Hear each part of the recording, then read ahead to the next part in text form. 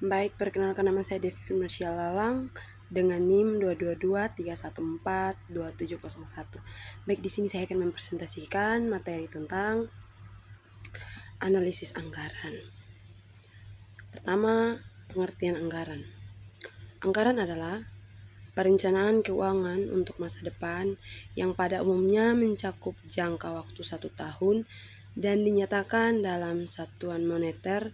Anggaran ini merupakan perencanaan jangka pendek organisasi yang menerjemahkan berbagai program ke dalam rencana keuangan tahunan yang lebih konkret. Usulan anggaran pada umumnya ditelat atau direview terlebih dahulu oleh pejabat yang lebih tinggi untuk bisa dijadikan anggaran formal. Baik, yang berikut perencanaan anggaran. Perencanaan anggaran daerah (APBD) terdiri dari 1. Formulasi kebijakan anggaran budget, politik, formulating, dan 2. Perencanaan operasional anggaran.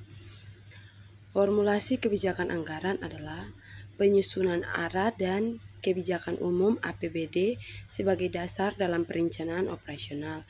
Perencanaan operasional adalah penyusunan rencana kegiatan dan alokasi sumber daya dalam sistem anggaran kinerja. Arah dan kebijakan umum APBD mempunyai 2 fungsi utama, yaitu fungsi perencanaan dan fungsi pengendalian. Yang berikut pelaksanaan anggaran. Kepala daerah menetapkan rencana anggaran satuan kerja RASK menjadi dokumen anggaran. Satuan kerja berdasarkan Perda APBD. Dokumen anggaran satuan kerja memuat pendapatan dan belanja setiap perangkat daerah yang digunakan sebagai dasar pelaksana APBD oleh pengguna anggaran. Kepala daerah juga menetapkan penjabar APBD. Penjabar APBD disusun menurut kelompok jenis, objek rinci, objek pendapatan, belanja, dan pembiayaan. Selanjutnya, penjabaran APBD ini dapat digunakan sebagai dasar untuk menyusun anggaran kas. Yang berikut pengukuran kinerja berbasis analisis anggaran. Analisis selisih anggaran adalah teknik pengukuran kinerja tradisional yang membandingkan antara anggaran dengan realisasi tanpa tradisional berhasil program.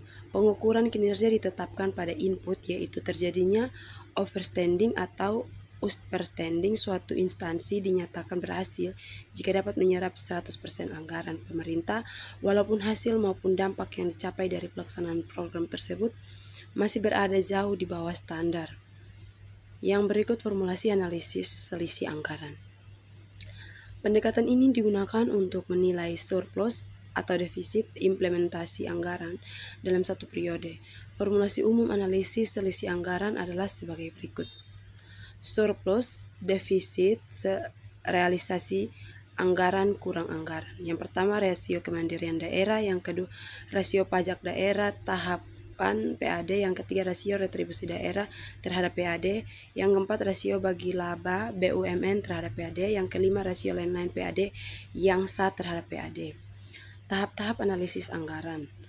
Analisis anggaran adalah proses pemeriksaan dan penjelasan komponen pengeluaran dan pendapatan anggaran.